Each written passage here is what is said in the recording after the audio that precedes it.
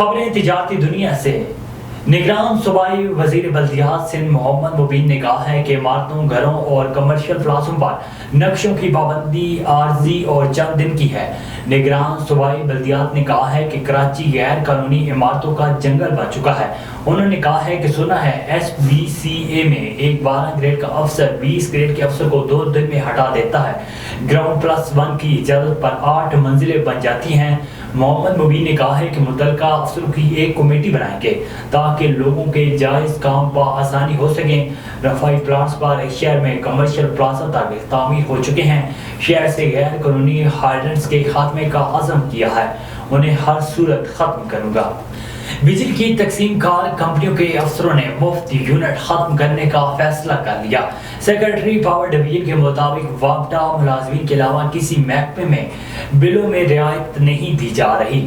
یہ رعایت صرف بجلی کمپنیوں کے ملازمین کو مل رہی ہے۔ ایسا نہیں کہ تمام بوجھ بجلی کا بل ادا کرنے والوں پر ڈالا جا رہا ہے۔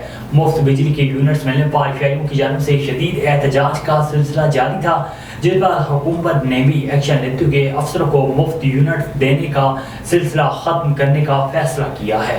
روپے کی بے قدری مسلسل جاری، امریکی کرنسی کی اڑان کا سلسلہ تاحال برقرار ہے۔ کاروباری ہفتے کے پہلے روز انٹر بینک میں ڈالر کی قیمت میں 75 پیسے کا اضافہ ہوا، جس کے بعد انٹر بینک میں ڈالر 301 روپے 75 پیسے کی سطح پر ٹریڈ کر رہا ہے۔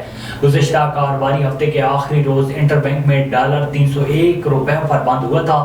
انٹر بینک میں ڈالر کی قیمت میں گزشتہ ہفتے 5 روپے 22 پیسے کا اضافہ ہوا، جبکہ نگران حکومت کے دوران میں ڈالر کی قیمت میں 13 روپے 26 پیسے کا اضافہ ہو چکا ہے۔ دوسری جانب پاکستان اسٹاک ایکسچینج مارکیٹ میں کاروبار کے آغاز پر مندی کا رجحان دیکھا گیا۔ پاکستان اسٹاک مارکیٹ 231 پوائنٹس کمی کے بعد 100 انڈیکس 47,439 پوائنٹس کی سطح پر ٹریڈ کر رہی ہے۔